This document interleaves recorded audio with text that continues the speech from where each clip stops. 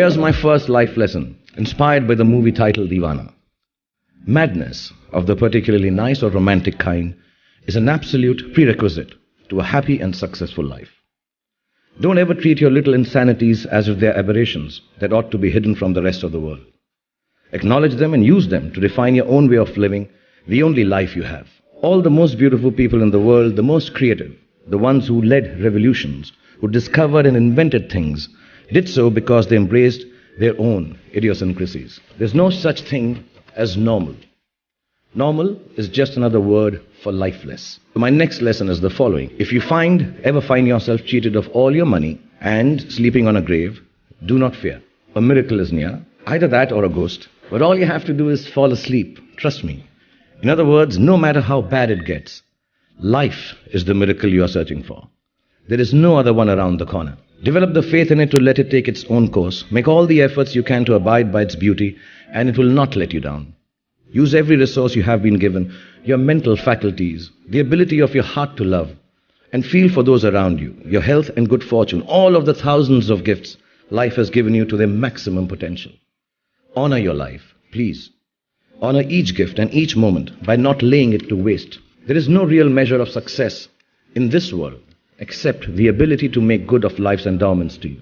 Sometimes life's gifts arrive wrapped in all wrong damn wrapping. At which point we have to learn to do two things with them. Recognize them for what they are and gamble on our fear that they might be disaster. This brings me to my third life lesson, inspired by two movies in which I played the anti-hero, Dar and Bazigar.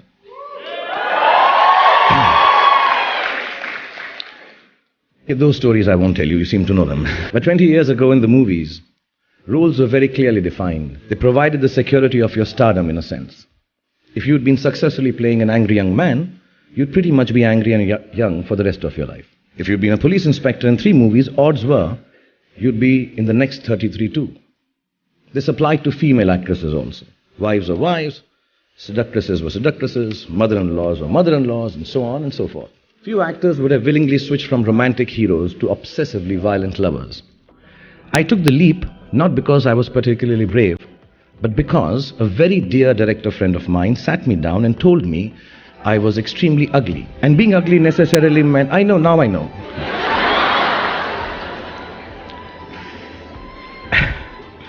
And being ugly necessarily meant I do bad guy roles.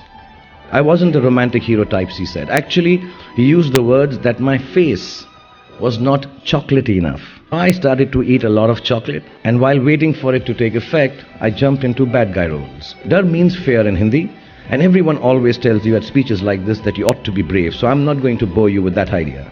Instead, let me tell you this.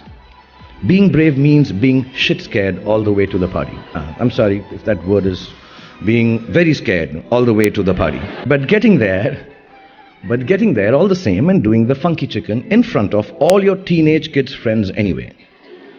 Let me just add on behalf of all the fathers of the world who have embarrassed their kids by doing this, it takes a lot of bravery, resolve and grit to do it. Just do it. Don't let your fears become boxes that enclose you. Open them out, feel them and turn them into the greatest courage you are capable of. I promise you, nothing will go wrong. And in which I was the victim of a lover's confusion, and my next lesson is precisely that. It's okay to be confused. Confusion is the root to all the clarity in the world. Don't worry about it too much. Don't ever take yourself seriously enough to be so clear about your own ideas that you stop respecting other people's. Our values are our values. They don't make us any better than anyone else. At best, they just make us different. Always try to see the other person's truth, because like every movie has a story, every human being has one too, and you have no right to imagine that yours is better than anyone else's. You can leave that silliness to my esteemed colleagues and me. Life lesson number 4. Raise its head. Give of yourself to others. And while you're at it, make sure you realize that you aren't doing anyone any favors by being kind to them. It's all just to make you feel that sneaky little twinge that comes from being utterly pleased with yourself. After all, the one that gets the most benefit out of any act of kindness or charity that you do will always be you. I don't say this as many see it in a transactive or karmic way. It's not an I do good, I get benefit equation with some white-bearded figure taking notes from the heavens above. It's a simple truth. An act of goodness becomes worthless when you assign a brownie point to yourself for it, no matter how subtly you allow yourself to do so. As benevolent as your gesture might be, someone else could have made it too. Regardless of how rich, successful and famous you become, don't ever underestimate the grace that other people bestow upon you just by being the recipient of your kindnesses.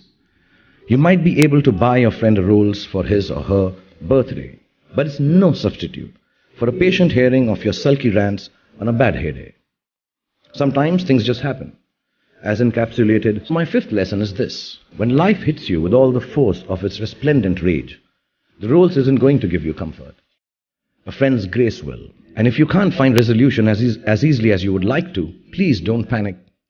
Everything evolves as you go along. Even disasters eventually resolve themselves.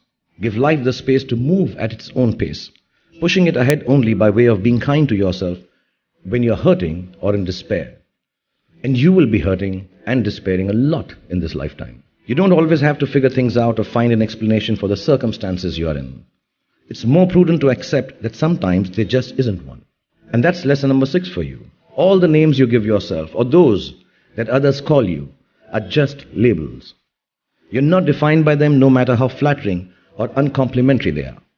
What defines you genuinely is your heart. Ask or read about the artist formerly known as Prince, and you'll learn a thing or two from him, if you don't believe this insanely sexy Indian superstar telling you so.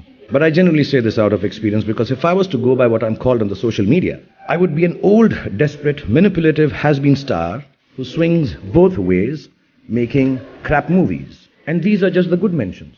If you aren't charged about doing something, if you don't have what in Hindi we call josh, the fire in your belly for it, then don't do it. It's a waste of your time and, more importantly, of those who pin their hopes on your endeavors too. Redefine yourself if you have to, but do it on your own terms and just get on with it. In fact, like my character in the movie, My Name is Khan, if you've seen it, don't forget where you came from. Please don't forget where you came from and who you really are. It ought to be the compass by which you navigate through life's vicissitudes, the north that keeps you oriented despite a series of misfortunes or a shower of privilege. Life lesson number 7. Whatever it is that is pulling you back, it's not going away unless you stand up and start forging your own path with all your might in the opposite direction. Stop whining and start moving, so to speak. I didn't mean the kid. Sadness and happiness have the same quality of transience. Life is a balanced exchange of one with the other. And this is lesson number 8. Don't attach yourself to either. They're both going to change with the same certitude. Take them with the ephemeral spirit of their impermanence and manage them with a healthy dose of good humor. Laugh at yourself when you're despairing. Shed a tear or two. It means to be happy sometimes and sad others is the very beauty of a life lived in full measure. Why fail yourself by desiring one emotion and detesting the other? But most importantly, my friends, love yourselves. Embrace all that this life has in store for you. Let your heart be as deep as the deepest ocean and as wide as the furthest horizon. Know that it is limitless. Love is not an excuse to grab or to hold on or own or to barter. It is the only excuse you will ever have to call yourself special. And if someone you love lets you down, don't fault yourself for not trusting him or her. Fault yourself for not trusting your love enough to forgive his or her trespasses. You never know what the future will bring, whether there will be a tomorrow or not.